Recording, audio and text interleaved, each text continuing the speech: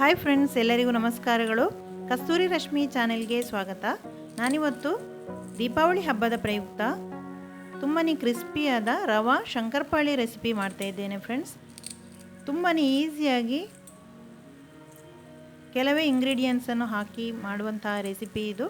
ಬನ್ನಿ ಫ್ರೆಂಡ್ಸ್, ಈ ವಿಡಿಯೋವನ್ನು ಶುರು ಮಾಡುವ. ನಾನಿಲ್ಲಿ ಮಿಕ್ಸಿ ಜಾರಿಗೆ 1 ಕಪ್ನಷ್ಟು ರವಾವನ್ನು ಹಾಕ್ತಾ ಇದ್ದೇನೆ, ಸೂಜಿಯನ್ನು ಹಾಕ್ತಾ ಇದ್ದೇನೆ, ಅರ್ಧ ಕಪ್ನಷ್ಟು ಸಕ್ಕರೆಯನ್ನು ಹಾಕ್ತಾ ಇದ್ದೇನೆ. ಈಗ ನಾವು ಇದನ್ನು ಚೆನ್ನಾಗಿ ಪೌಡರ್ ಮಾಡಬೇಕು, ನೈಸಾಗಿ ಪೌಡರ್ ಮಾಡಬೇಕು. ನಮ್ಮ ಪೌಡರ್ ಈಗ ರೆಡಿಯಾಗಿದೆ. ಇನ್ನೊಂದು ಬೌಲಿಗೆ ಇದನ್ನು ಟ್ರಾನ್ಸ್ಫರ್ ಮಾಡ್ತಾ ಇದ್ದೇನೆ.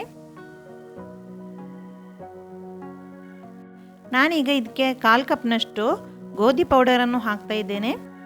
ಈಗ ಇದನ್ನು ಚೆನ್ನಾಗಿ ಮಿಕ್ಸ್ ಮಾಡಿಕೊಳ್ಬೇಕು.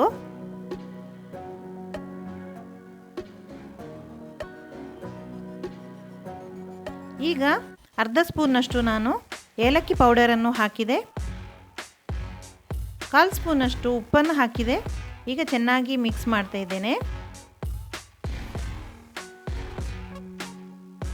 ಈಗ ನಾನು 1 ಟೇಬಲ್ ಸ್ಪೂನ್ನಷ್ಟು ತುಪ್ಪವನ್ನು ಹಾಕಿದೆ. ಇದನ್ನು ನಾವು ಈಗ ಚೆನ್ನಾಗಿ ಮಿಕ್ಸ್ ಮಾಡಿಕೊಳ್ಬೇಕು. ತುಪ್ಪ ಹಿಟ್ಟಿನೊಂದಿಗೆ ಚೆನ್ನಾಗಿ ಮಿಕ್ಸ್ ಆಗಬೇಕು.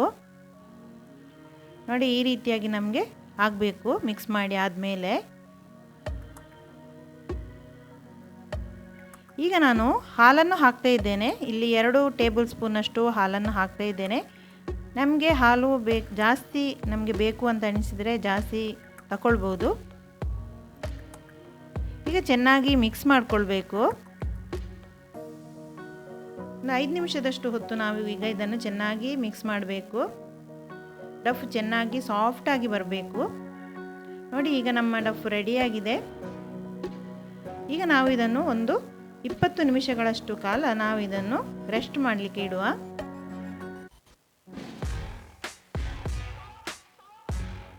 ಫ್ರೆಂಡ್ಸ್, 20 ನಿಮಿಷ ಆಯಿತು. ನಾನೀಗ ಇದನ್ನು ತೆಗಿತಾ ಇದ್ದೇನೆ. ಈಗ ನಾವು ಇದನ್ನು ಚೆನ್ನಾಗಿ ಮಿಕ್ಸ್ ಮಾಡಿಕೊಳ್ಬೇಕು.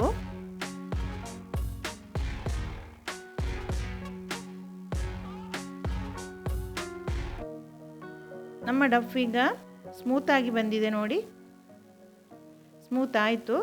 ಇದನ್ನು ಮಾತ್ರ ನಾವು ಚೆನ್ನಾಗಿ ಮಿಕ್ಸ್ ಮಾಡಿಕೊಳ್ಬೇಕು. ಈಗ ನಾವು ಇದನ್ನು 2 ಬಾಲ್ ಶೇಪಲ್ಲಿ ಮಾಡುವ.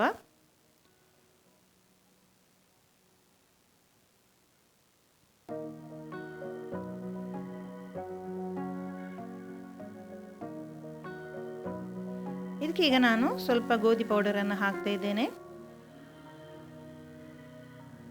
ಈಗ ನಾವು ಇದನ್ನು ರೋಲ್ ಮಾಡುವ.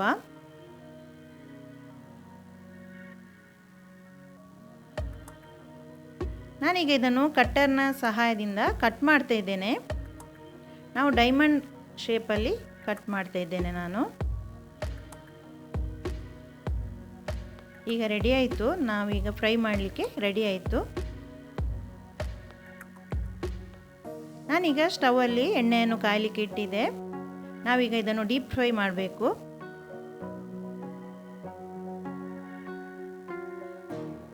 ನಾವು ಸ್ಟವನ್ನು ಇಲ್ಲಿ ಲೋ ಫ್ಲೇಮಲ್ಲಿ ಇಡಬೇಕು. ಸ್ವಲ್ಪ ಜಾಗ್ರತೆಯಾಗಿ ನಾವಿದನ್ನು ಫ್ರೈ ಮಾಡಬೇಕು.